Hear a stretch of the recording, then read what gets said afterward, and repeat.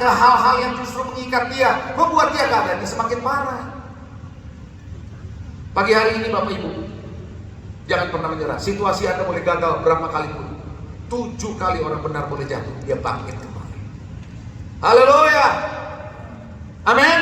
Ini adalah poin yang pertama. Kalau Anda mau menerobos di masa sukar, jangan nyerah, jangan lihat keadaanmu yang membuat Anda rasanya tidak ada jalan keluar. Yang kedua, Anda harus belajar hidup dengan iman dan mengandalkan Tuhan. Anda harus belajar hidup dengan iman dan mengandalkan Tuhan, bukan mengandalkan pertolongan orang. Saudara, orang ini 38 tahun sudah kena yang namanya lumpuh. Dia bilang sama Yesus, gak ada orang yang nolong aku.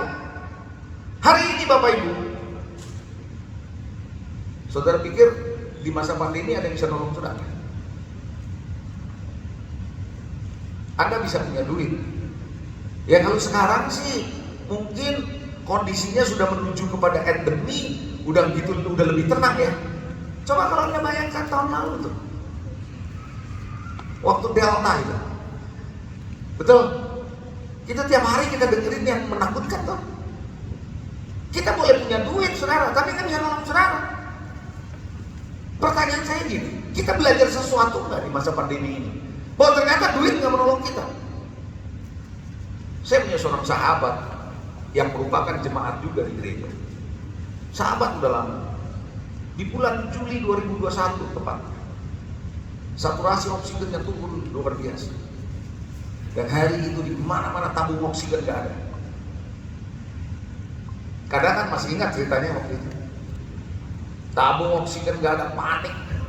Cari rumah sakit full. Mau ICU, mau apa udah full, gak ada. Saya telepon seorang dokter. Dokter terkenal di Jakarta. Saya pikir inilah pertolongan yang mungkin bisa menolong. Dok, bisa minta tolong. Apa? Satu aja kamar di ICU, satu bed.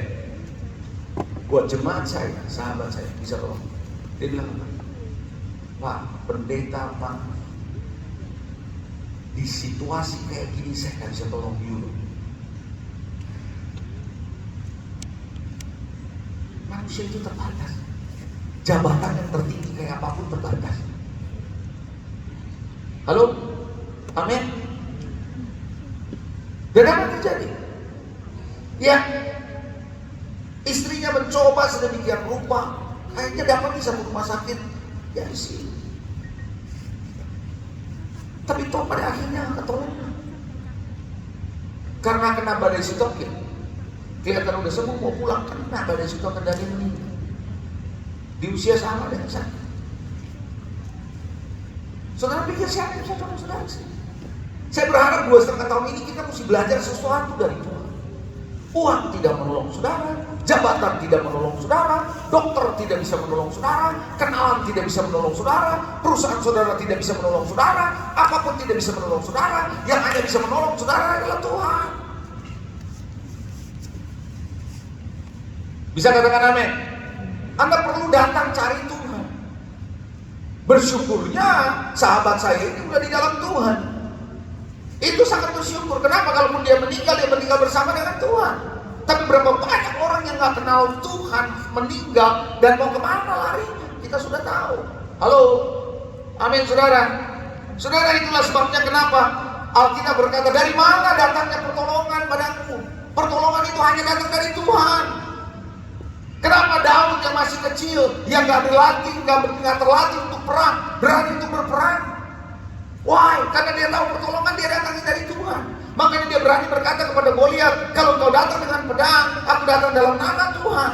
Why? Karena dia tahu pertolongan hanya datang dari Tuhan. Imannya mengandalkan Tuhan. Makanya Yeremia berkata, berbahagialah orang, diberkatilah orang yang berharap kepada Tuhan.